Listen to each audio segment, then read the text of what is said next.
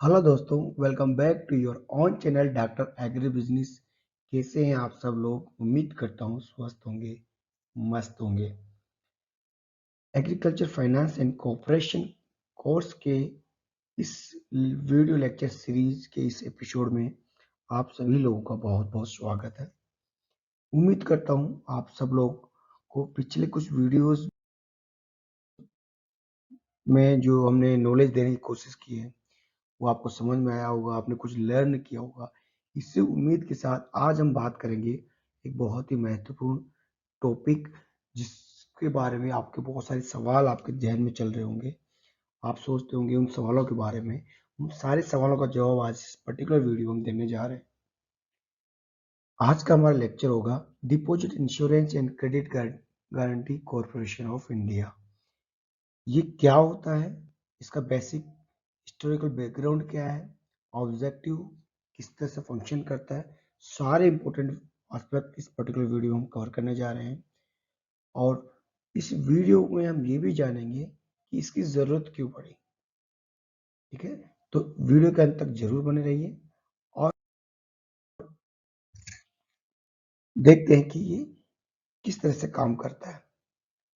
तो सबसे पहले मैं आपको बता दूं कि जब भी आपको बैंक में अकाउंट खुलवाते हैं, या हर बैंक जो कोऑपरेटिव बैंक्स होते हैं, जो कमर्शियल बैंक्स होते हैं, जब आपका अकाउंट होता है तो आपके दिमाग में कुछ सवाल जरूर आता होगा कि बैंक में पैसा डूब गया तो क्या होगा, बैंक में खाता खुला है, बैंक पैसा लेके भग गए तो क्या होगा, बैंक में डूब जाए, बैंक करप्ट हो जाए तो उस केस में हमारे पैसे का क्या होगा, हमारी सेफ्टी का क्या होगा, हमारे पैसे की सेफ्टी का क्या होगा।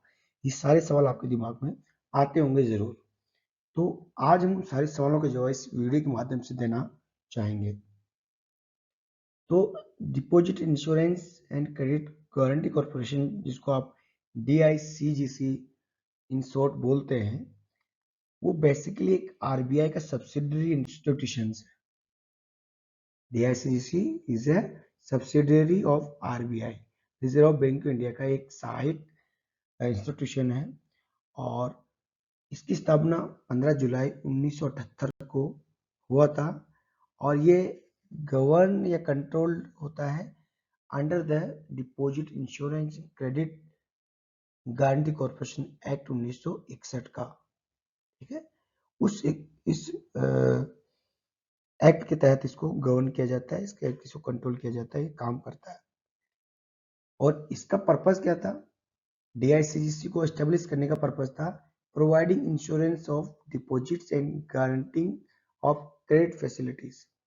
जो हमारे डिपॉजिटर्स हैं, जो हमारे बैंक अकाउंट होल्डर है, उनको गारंटी देना, उनकी डिपॉजिट की सुरक्षा करना, और उनको ये गारंटी देना कि आपका पैसा सुरक्षित है। बैंकिंग सिस्टम में उनको विश्वास बनाए रखने के लिए गवर्नमेंट ने इसकी स्थापना की थी कि आपका पैसा अगर कहीं जाए, कुछ भी होगा, तो उसके लिए जिम्मेदार है deposit insurance and credit guarantee corporation of India. ठीक है, तो ये बेसिकली हम कह सकते हैं कि गवर्नमेंट ऑफ इंडिया का ही एक इंस्टीट्यूशन है।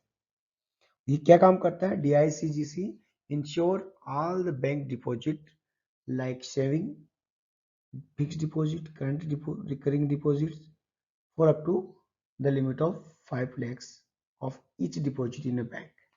ठीक है, तो ये क्या करता है, आपका जो सेविंग अकाउंट होता है, फिक्स्ड डिपॉजिट अकाउंट FD जो होता है, या करंट रिकरिंग डिपॉजिट अकाउंट होता है, उसमें जो पैसा जमा होता है उसको इंश्योरेंस प्रोवाइड करता है, उसकी सुरक्षा प्रदान करता है। ठीक है,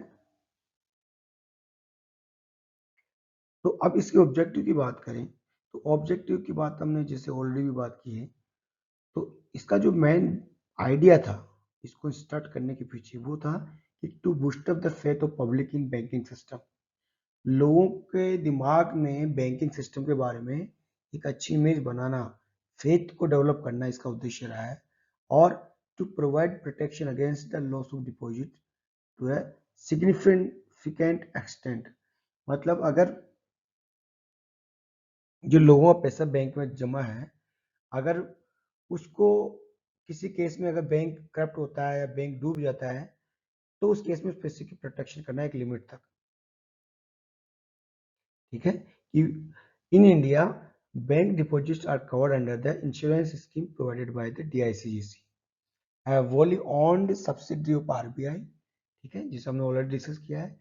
DICGC is a statutory body created by an act of parliament in 1961, जो हमने ऑलरेडी डिस्कस किया है।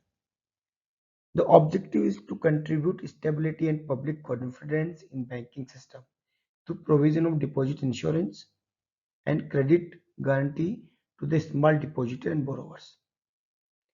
जो borrowers हैं, जो लोन लेते हैं, जो डिपॉजिटर है, जो पैसा जमा कराते हैं बैंक में, उनको एक गारंटी देना, उनको एक इंश्योरेंस प्रोवाइड करवाना इसका उद्देश्य है कि भाई अगर आपका पैसा अगर कल को बैंक करप्ट हो जाता है, बैंक डूब जाता है, तो आपका पैसा जो है ऐसा नहीं कि पूरा का पूरा डूब जाएगा, आपको एक एक्सटेंट तक, एक लिमिट तक पैसा आपका सेफ रहेगा, वही काम करता है ये। ठीक है, तो आपको अभी समझ में आ गया होगा कि ये समझ में आपके दिमाग में बैठा होगा कि अगर बैंक डूब जाए तो आपका पैसा जो है वो डूबेगा नहीं, उसकी गारंटी देता है आपको DICGC। वो आपको गारंटी देता है कि नहीं पूरा पैसा आपका नहीं डूबेगा, एक लिमिट तक पैसा आपको मिलेगा। तो चलिए हम बात कर लेते हैं कि इसी जो इंस्टीट्यूशन है DICGC, उसके अंतर्गत कौन कौन से बैंक कवर्ड होते हैं, कौन कौन से बैंक कवर्ड इसमें नहीं होते, दोनों चीजें हम डिस्कस कर लेते हैं। तो all the commercial and cooperative banks are insured by DICGC। जितने भी कॉमर्शियल बैंक, जितने भी कोऑपरेटिव बैंक है, वो सारे इसमें कवर्ड होते हैं except following institution like PACS, cooperative banks from Meghalaya, cooperative banks from united territories of Chandigarh, Lakshadweep and Dadar Nagar Haveli. इनके जो कोऑपरेटिव बैंक्स है, जो PACS primary agriculture credit society, वो इसमें इंश्योर नहीं होते हैं, बाकी सारे कॉमर्शियल कोऑपरेटिव बैंक इसमें होते हैं। ठीक है, तो इस प्रकार हम बोल सकते हैं कि all commercial bank including branches of foreign bank functioning in India, local area banks and regional rural banks are insured by the DICGC। तो जितने RRBs है, जितने लोकल बैंक है, जितने फॉरेन बैंक है जो यहाँ पे इंडिया में काम कर रहे हैं, वो सब इसके अंतर्गत इंश्योर्ड होते हैं, इसके अंतर्गत कवर होते हैं। अब कौन कौन से डिपॉजिट इसमें कवर होते हैं, किस टाइप के डिपॉजिट्स इसमें कवर होते हैं, जैसे हमने बोला कि फिक्स डिपॉजिट, रिकरिंग डिपॉजिट, वो सब इसमें होते हैं। इसके अलावा कौन कौन से होते हैं उसको भी देख लेते हैं, और कौन कौन से नहीं होते वो भी इसमें हम जान लेते हैं। तो सबसे पहले जो हम बात करेंगे वो है कि DICGC insure all bank deposit. Bank में किसी भी तरह का पैसा जमा कराओ, वो सारा का सारा पैसा आपका इंश्योर होता है, like saving account, fix deposit account, current account, recurring account, सारे का सारा पैसा आपका इसमें इंश्योर होता है एक्सेप्ट द फॉलोइंग। ये कुछ पैसा है जो आपका इसमें इंश्योर नहीं होता। वो कौन सा है? एक तो डिपॉजिट ऑफ फॉरेन गवर्नमेंट, किसी दूसरे देश की सरकार का पैसा अगर हमारे पास है किसी बैंक में या RBI में, तो वो इसके अंतर्गत नहीं होगा insured. Deposit of central state government, हमारे देश की भी कोई सेंट्रल गवर्नमेंट है या स्टेट गवर्नमेंट है, वो भी इसमें अपना पैसा इंश्योर नहीं करा सकते हैं। या कोई इंटर बैंक डिपॉजिट्स है, कोई एक बैंक का पैसा दूसरे बैंक के पास रखा, वो भी इसमें इंक्लूड नहीं होगा। ठीक है, deposit of state land development bank with cooperative, state cooperative banks, जो कोऑपरेटिव बैंक है specially state land development bank, उसका पैसा भी इसमें नहीं इंश्योर होगा। Any amount due on account of and deposit received from outside India, India के बाहर से कोई पैसा आ रहा है तो उसके अंतर्गत इंश्योर नहीं होगा, मतलब उसके अंदर कवर नहीं होगा, उसका बीमा नहीं होगा। अब बात करते हैं कि DICGC वर्क किससे करता है। ठीक है, क्या मैकेनिज्म है, उसको क्या मिलता है ताकि वो हमको प्रोटेक्शन देता है। देखिए बेसिकली DICGC क्या है कि एक इंश्योरेंस प्रोवाइडर है, ये बैंकों को अपना इंश्योरेंस फैसिलिटी बेचता है। तो सिंपल सा क्या है कि DICGC जो है अपने बैंक को मेंबर बनाता है, या बैंक जो है उसके पास जाते हैं, कुछ प्रीमियम देते हैं और वो और उनके पैसे को सिक्योर करता है। ठीक है, तो बेसिकली जो है, when a bank covered by deposit insurance scheme of DICGC fails or undergoes liquidation and is merged with another bank, then DICC pays the amount due to the depositor via officially appointed liquidators in a time bound manner. तो कहने का क्या मतलब है कि मान ली कोई DICGC का मेंबर है या उससे इंश्योरेंस ले रखा है कोई बैंक, और वो बैंक डूब जाता है या अपना फाइनेंशियल ऑब्लिगेशन फुलफिल नहीं कर पाता है या कोई दूसरे बैंक में मर्ज हो जाता है, तो उसका जो ड्यू अमाउंट है, जो उसका जो पैसा है ग्राहकों का, डिपॉजिटर्स का, उसको DICC पे करता है। वो भी एक टाइम बाउंड मैनर में, मतलब 1 महीने में, 2 महीने में, एक लिमिटेड टाइम पीरियड में वो जो है उसको पैसा देना होता है। जनरली ये 2 मंथ होता है, ठीक है। तो ये होता है। दूसरा कि अब ये इंश्योरेंस करता है तो जाहिर सी बात है वो इंश्योरेंस का प्रीमियम मिलेगा। तो DICGC जो है 10 पैसा पर 100 rupees as insurance premium charge करता है बैंकों से चार्ज करता है, न कि ग्राहक से चार्ज करता है। ये बैंकों की जिम्मेदारी है कि वो DICGC का वो लेके अपना इंश्योरेंस ले ले, ठीक है। तो इस चीज का ध्यान रखना कि ये बैंकों को लेना होता है इंश्योरेंस।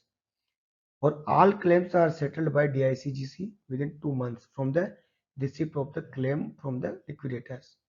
2 महीने के अंदर उसको आपको सेटल करना पड़ेगा क्लेम। और maximum amount per depositor insured is 5 lakh including principal and interest. कहने का मतलब है कि आपका अकाउंट में अगर बैंक करप्ट हो गया, बैंक डूब गया, उसका पैसा या वो मर्ज हो गया और उसके खाते में आपका पैसा था 5 लाख और एक आदमी का था 10 लाख, एक आदमी का था 2 लाख, तो इस केस में क्या होगा कि वो मैक्सिमम आपको 5 लाख ही दे सकता है, चाहे आपका 10 लाख बनता हो या 5 लाख 5 हजार बनता हो या फिर और ज्यादा अमाउंट बनता हो, तो उससे मैक्सिमम आप 5 लाख वो इंश्योर करता है, 5 लाख की ही वो आपको गारंटी देता है। ये तो 5 लाख भी अभी 2020 में हुआ है, उससे पहले तो 1 लाख रुपए ही था कि आपको 1 करोड़ रुपए भी होगा बैंक में अकाउंट में तो आपको केवल DICGC जो है केवल 1 लाख रुपए देगा। अभी वो लिमिट बढ़ के 5 लाख हो गई है, ठीक है। तो जिसकी मैं बात कर रहा था कि हाइक इन डिपॉजिट इंश्योरेंस, ये रिवीजन हुआ था यूनियन बजट 2020 में कि भाई अब इसके लिमिट को 1 लाख से बढ़ा के इसको 5 लाख किया जाए, तो वो अभी 5 लाख हो गया है। अगर आपका कोई बैंक फेल होता है, डिफॉल्ट होता है या वो डूब जाता है तो आपको आपके खाते में जो पैसा है वो मैक्सिमम आपको 5 लाख मिलेगा। अगर 2 लाख है तो सिर्फ 2 लाख मिलेगा, मिनिमम देना चाहता है बैंक, ठीक है। इस चीज का ध्यान रखिएगा। तो उम्मीद करता हूँ इस पर्टिकुलर वीडियो में आप DICGC के बारे में A to Z इंफॉर्मेशन जान पाए होंगे, कैसे वो बना, कैसे वो काम करता है, उसका मैकेनिज्म कैसा है, कौन कौन से बैंक इसके अंदर काम करते हैं, कौन कौन से डिपॉजिट्स इसमें कवर होते हैं, सारी चीज़ आप जाने होंगे। इस तरह के कुछ क्वेश्चन भी तो पूछ सकता है, तो आप देख लीजिएगा। तो this is all about the this particular topic, and we will meet in our next videos. Thanks for watching the video। अगर वीडियो पसंद आया तो लाइक करिए, दोस्तों के साथ शेयर करिए, चैनल को सब्सक्राइब नहीं किया है तो सब्सक्राइब करिए और बने रहिए डॉक्टर एग्जामिनेशन के साथ, देखते रहिए। नमस्कार।